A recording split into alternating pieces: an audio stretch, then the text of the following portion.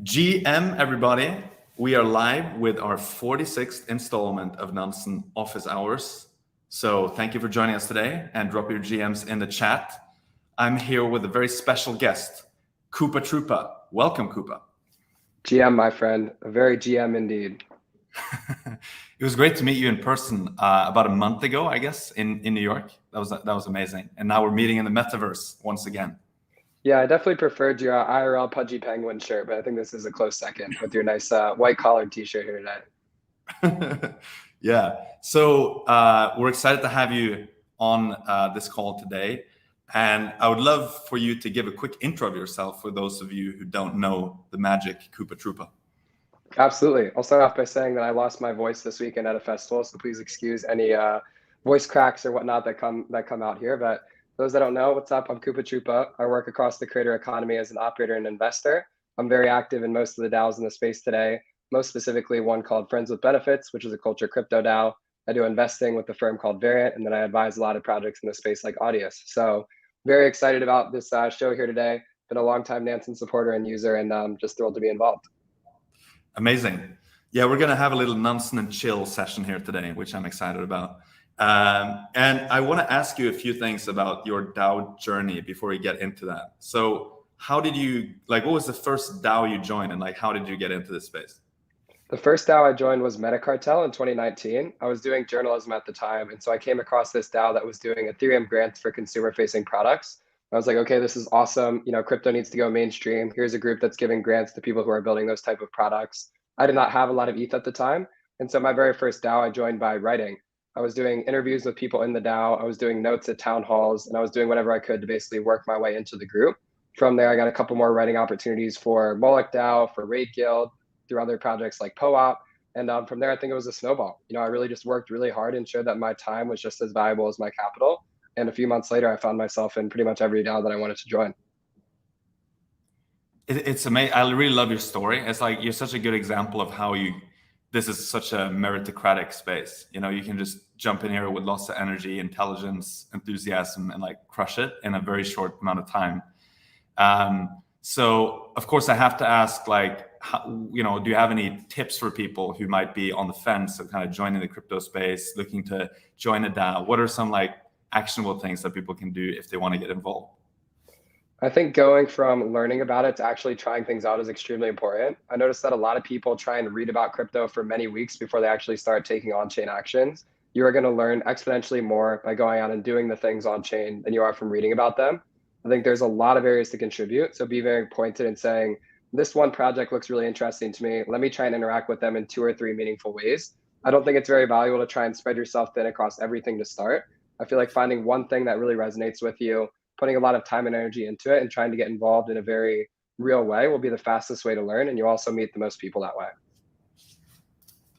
Awesome. And I also want to ask you, what your relationship with Nansen is. You're one of the, I guess, early users of Nansen, right? So yeah. How have you used Nansen, and do you still use it? Do you have time to use it? Do I have time to use it is a very great question. Honestly, I've been trading more on the vibes of my friends on Twitter than I have from the analytics on the Nansen dashboard. But what I can say is that as someone who's been involved from the earliest days, I remember seeing it in private beta back at the time when it was log in a password, hopped on there, was looking around at a bunch of DeFi tokens. For Audius, we have a dashboard set up, which is helping us track vesting schedule, which is really, really awesome. There was this alpha war room thing that I was happy to be a part of, which we'll keep on the low key here because it was a really awesome session. But across the board, it's an incredible analytics tool. If there's a new token I'm looking to check out, we'll always just hop in there and see what it's looking like on a day-to-day. For projects that I work with, if you want to keep track of your top token holders, there's literally no better tool to do it. And then more broadly, for people who are deep in the ecosystem, the Nansen community is as tapped in as it can get. From fungible tokens to NFTs, if there are market trends worth paying attention to, I know that you guys will have features to track anything and everything worth knowing about in the crypto ecosystem. And so it's an extremely valuable platform. And for anyone listening, if you're thinking about that membership cost, it pays itself back in a week or less. So, this is not even a no paid shill, just a big fan of the product and of the whole team. So if you're thinking about getting involved, I'd highly recommend it. Thank you so much, Coop. That's really appreciate the kind words. I do want to pick up on what you said about the alpha session we had, because I think that was one of the very first calls we had with the alpha guys. And I distinctly remember that the two of us were really bullish on Axie Infinity from that call. I was like, what are the projects we had in common? And this was like, I think, pretty much the same week or something like that as Axie joining on Binance or launching on Binance. So it's pretty funny. Like I distinctly remember, mentioning Axie, and I could just see like the spark in your eyes, and you're like excited about it as well, which is cool.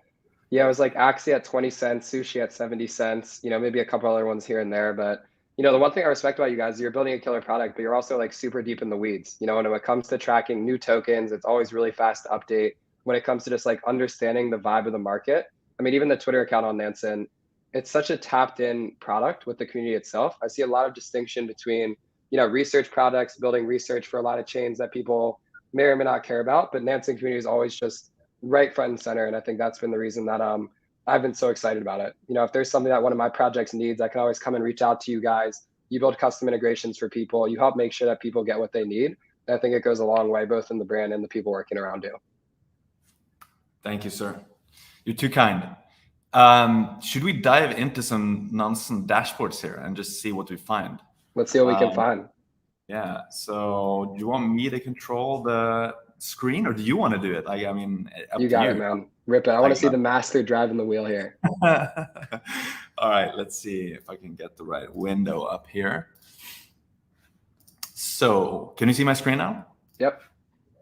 Amazing. So this is the front page of Nansen, which you probably know and love. So hot contracts, hot NFTs, smart money holdings, smart money changes, and so on and so forth.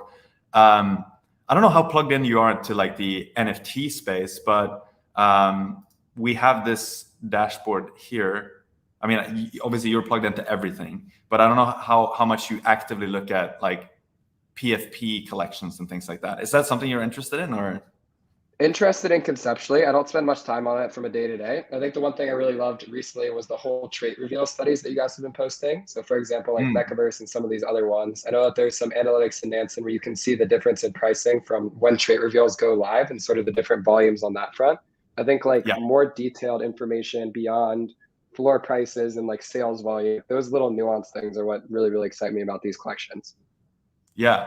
So our analysts in the background were actually mentioning, for example, Head DAO, which I don't know that much about, but as an example of how you can sort of learn more about these projects, for those of you watching, going to NFT Paradise and like clicking through on some of these top traded collections can often be a good start to just get an overview of what's happening. I guess this might be the chart, or this type of chart is what you had in mind, right? Where you can see the transactions over time. Also the notable buyers here, which is pretty interesting. You see a few here for this Head DAO collection, which I don't really know much about personally, but it's kind of fun looking at. So that's maybe one we can pick up again a bit afterwards. But you also, being involved in so many different DAOs, there's obviously a lot of tokens we could be looking at. For example, in token God mode, one we were talking about offline here was FWB Pro, right? Or FWB. FWB Pro is the new version of the token, correct? Yep, that's exactly right. So maybe we can have a quick look at this one. And do you want to give like a bit of a background on like what this project is for those of you who don't know?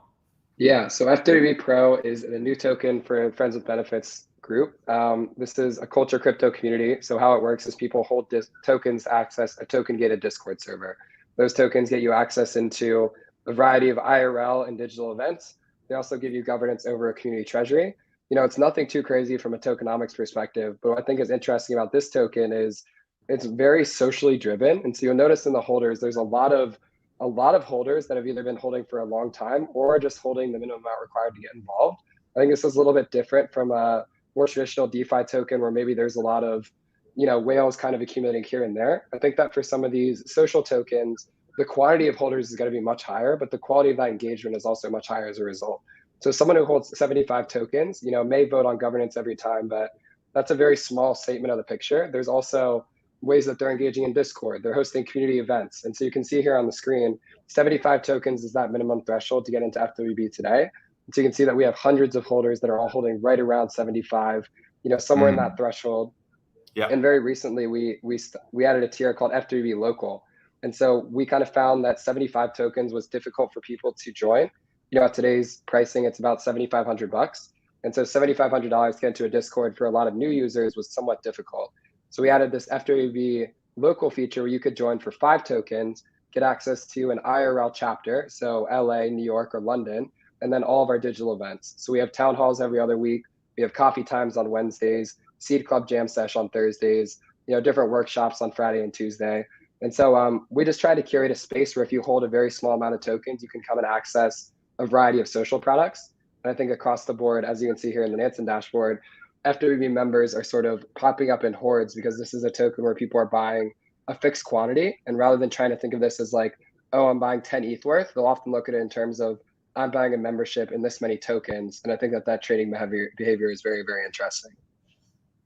Yeah, that's really cool. You can also look at if you look at the hodlers, it's actually, there's a lot of addresses holding it. So like, I see more than 3,500 addresses that hold at least some amount of tokens. It could be like a very small amount, which is pretty cool. And yeah, are there any kind of notable public members, like besides yourself, that are involved with Friends with Benefits? Yeah, I mean, there's a bunch of people from the crypto community that are involved. A lot of token-based venture firms are participating in some way, shape, or form, whether that's the individual members or the firms themselves. I'm very excited about the fact that we just closed a round from FWB that we'll be announcing tomorrow. It has participation for A16Z as the lead, some more traditional funds like Pace Capital, Spark Capital, Kindred Ventures, and all of these firms are purchasing tokens directly out of the treasury. So unlike some other projects where you'll kind of raise into an equity vehicle and then do tokens later, we wanted to make front and center that our token is where value is going to accrue. And so we've been doing a lot of on-chain treasury diversification swaps. In our first round, we had a bunch of notable funds that you can look back and check out, but it's a really diverse group. And I think what I'm excited about is that FWB's strength is its individual cultural members more so than its crypto community members. And so there's this really nice blend of, high profile cultural icons like Virgil Abloh, and then really, really deep crypto community members such as myself. And that intersection breeds this like really interesting design space where people are talking about future of crypto, future of culture, NFTs, local city chapters, IRL events, token gated parties, just like really fun, interesting experiments that I think is pretty unique to a lot of the conversations we see in crypto more broadly. Really cool. I also see a smart money address that's been accumulating tokens in the last 7 days. So not gonna try to speculate on who that is, but they also popped up here at the top of the balance changes, which is interesting. So yeah, maybe something to look into for people. Maybe one heads up is that this is the newer token, right? There are 2 different ones, so people don't get confused. And so the one we're looking at here starts with 0x35B, and it's FWB Pro in Nansen, the symbol. What about other projects like Audius, for example? Like, is that something we should look at, or? Let's check it out. And I feel like Audius is audio. Oh, sorry, audio, like this. Yeah, there we go. Mm-hmm. I feel like this is a project that I love the concept of. I have to admit, I haven't really gotten started using it and so on. So, maybe you can red pill me on like how to get started with Audius, like besides owning the token. Sure. So I'll give a quick TLDR. Audius is a decentralized music streaming platform. You can think of this as SoundCloud if it was powered by Web3 and blockchain. And so the cool thing about Audius is the front end product at audius.co. You don't need to know anything about crypto. You sign up with a username and a password. You have a wallet under the hood, and holding tokens in that wallet gives you different features on the platform. So we have different tiers where the amount of tokens that you hold get you different features on the platform itself. But under the hood, it's all powered by crypto. And so for Audio Token itself, node providers stake tokens to run nodes on network. They earn staking rewards through inflation. And as someone who holds tokens that is not running a node, you can delegate to those node providers. And I believe right now the APY is sitting at about 20%, and that's all for just single-sided delegation. So there's no risk of impermanent loss. You're basically choosing a node provider to delegate to. So long as that node operator is continuing with its job and its duty, you're going to be able to see a nice return in audio tokens from helping to secure the network. That's super interesting. And so as a kind of normal consumer of the platform, I don't really need to know much about crypto, right? Like it's kind of Web3 under the hood. Is that correct? Yep. But if you are curious and you want to go a little bit deeper into it, we allow you to do stuff like connect your MetaMask wallet to your Audius profile. And so you can show off your NFTs on your profile there. Like we said, we have these different badge tier levels where you can get access to different features on the platform. And so for our NFT feature, you need to hold a silver badge to be able to access that. And so it's kind of this like upgrade process where you can come up, you can upload music, you can stream music all you want. But if you are a Web3 native artist, you can start adding in layers to your profile to show that you're more active in the space. And I think the goal is over time to use artist to fans relationships to power more economic games with the tokens. So things like delegation, things like private fan clubs, things like access to exclusive drops. This is all stuff that's kind of in the purview right now. But the biggest goal for Audius has been build it on Web3 Rails, make sure it's operating in a fully permissionless and decentralized manner, but create a front-end product on top that doesn't require you to need to know about crypto to get started. But if you are a sophisticated user, you can go ahead and participate in the economics under the hood to help secure the network, participate in governance, and do all the fun stuff that we know and love without having to directly impede, the front-end experience of finding amazing music and listening to that every day. Really cool. And this securing the network through staking, I guess this is the staking contract in question, right? So maybe this is a good chance to show people how you can dig deeper on the on-chain data as well. So looking at top balances, you can right-click on this, and we have this nice little top depositors thing here, which if you click will take us to top depositors for the audio token. And you can see effectively, who's been depositing tokens into the staking contract. I see at least 500 people. It caps out at 500, this table. But you can see, lots of different addresses here. And some of them are smart money addresses. Some of them have behavioral tags like DEX traders and Gnosis safe creators. But this could be an interesting thing to look at as well if you wanted to understand like how diversified the staking is as well, because it looks like it's actually pretty flat, like pretty spread out with lots of different addresses providing audio tokens into the staking contract. Mm-hmm. And there's like 700 mil. Does that sound right in staking, like locked up there, or that's at least what we see in the contract, which is pretty cool. Okay, so we covered like audio, which people can look at here in Token God mode. I'm going to star it.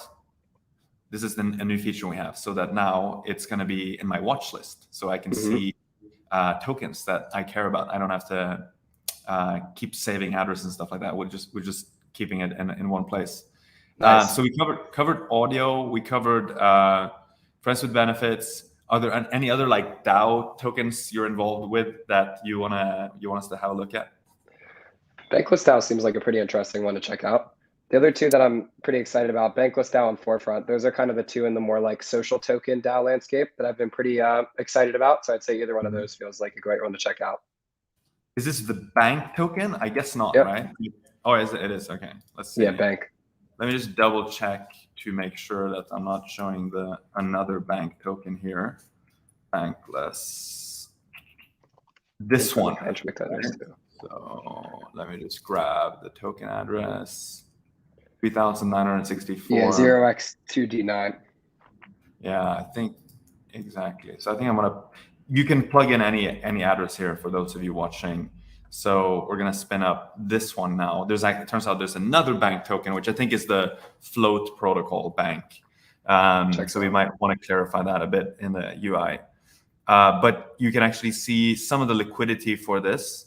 It looks like you can pick up these bank tokens on SushiSwap, Uniswap, and Balancer at least. And then we can look at notable wallets to see if we see anything interesting here. Whoa, lots of Gnosis safe proxies. Maybe they're like multi-sigs that have been spun up. There's a community treasury as well. Oh, let's see, I just updated here. Oh, okay, because this was probably just a cached version. So there's a community treasury, and there is you see some large transactions here. But yeah, 17% of these tokens are in a community treasury. And I guess the rest are like members of this DAO. Do you want to give me the explanation of what this is? Yeah, sure. So I mean, Bankless, the newsletter and podcast that everyone knows and love, there is now a DAO for the community itself to organize around. And so these guys have been doing incredible things like launching different guilds and seasons and different products and services. And so if you're a member of the Bankless community, V1 of this was just get involved, read the newsletter, maybe do a guest post every now and then like I did, hop on the podcast, be a podcast guest. But if you want to get deeper involved in the community, there are a dozen different ways that you can join a guild. So anything from like writing to like newsletter guilds to product guilds to, legal guilds to, there's like 10 of them. I don't even know all of them, but there's basically a pocket for everyone to contribute. And they've been really big into using Coordinate for different token distributions. And so for those that aren't aware of Coordinate, it allows you to set up give circles. It says, hey, me and 5 people are working on a project together. At the end of the project, we're going to decide how to allocate 1,000 tokens. We're all going to vote amongst one another who's been the most valuable to that group. And based on the aggregate votes, we're going to get to earn tokens at a pro rata rate. And so for Bankless DAO, they did a season distribution where they had like 400 people earning tokens. But what you found is that the people who are contributing the most value through Discord, they were taking notes on town halls, they were doing active projects in the community, they actually earned the bulk majority of those tokens. And that was reflected through that Coordinate distribution. And so, I think more broadly, the interesting thing to call out there is that Bankless token is a social token like FWB. You use it to access a Discord server. But once you're through that threshold, it now acts as a liquid form of ownership, where if you're an active member in this community and you're trying to build the brand and help spread the message, you can earn a token which has a secondary market value that also represents governance in this protocol and allows you to become an owner and a core contributor to something that you are consuming and building every single day. Super cool. And so here you could also do, I'm just trying to sort of explain to people how they can use Nansen to navigate these things as well. You could do the same thing with a community treasury. And instead of looking at top depositors, you can look at top recipients. So like who's been receiving tokens from this community treasury. Presumably these are folks who have been providing value in various different ways. So there's the Bankless Vault here, which is the community treasury, and that's going to load up, and you can see, well, it looks like a lot of it has been spun out to like separate multi-sigs. Yeah, if you go to page like 3 or 4, probably you can probably start to see some cool stuff happening. Yeah, here you see it, right? Some people receiving like 75,000, 50,000, 50,000.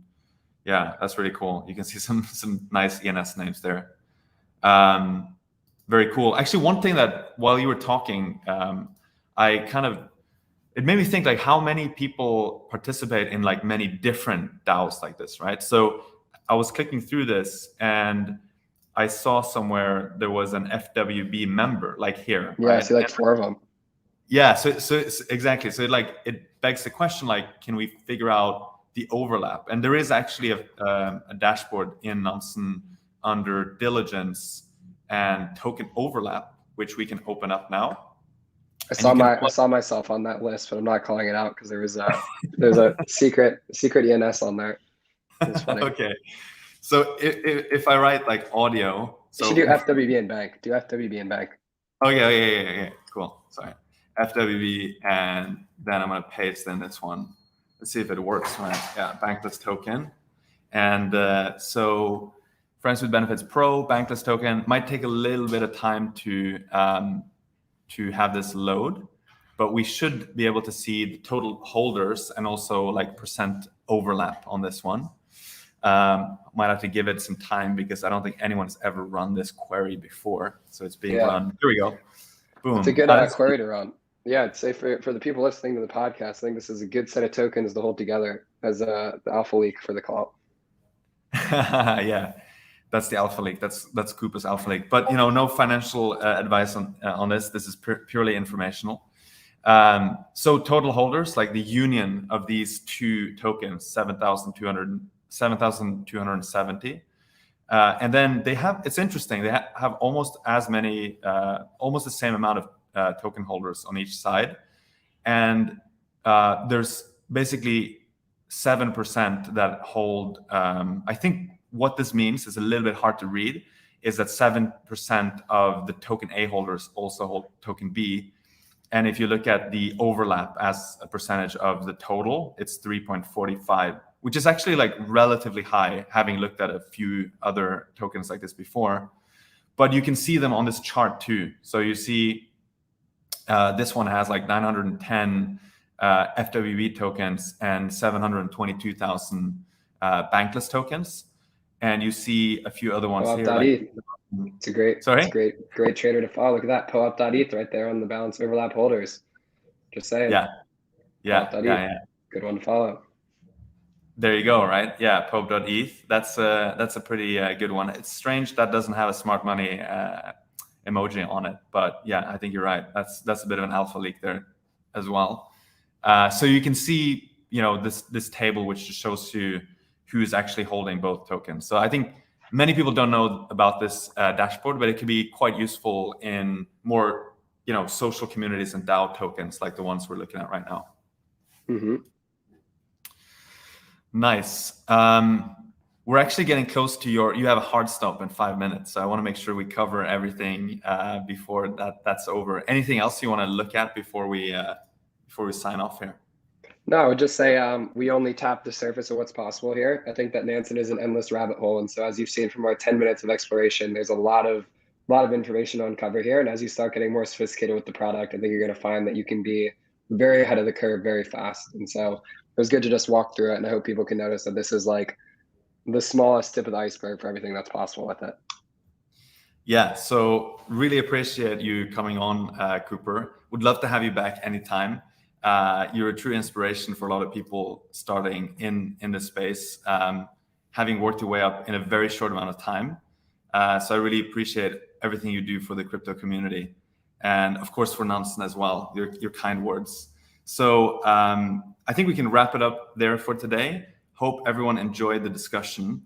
If you did like this, then give our video a thumbs up and share it with all your friends. Subscribe to our channel. And of course, Koopa, what's the best way to follow you? Best place to follow me is on Instagram at Coopahtroopa. No, I'm kidding. It's on Twitter, guys. Come on. You know Lance. At Coopahtroopa. Follow me on Twitter. Always sharing content about the communities that I'm involved in. A lot of talk about DAOs and creator economy. So if you're looking to keep up with some of these communities like FWB, like Bankless, like Audius, more of these consumer social type platforms and products, it's what I know and love and what I'll be talking about for a very long time moving forward. Amazing. All right. We'll see you in the metaverse then, Coop, and have a great evening. You too, man. We'll talk soon. Take care. Peace. Bye-bye, everyone.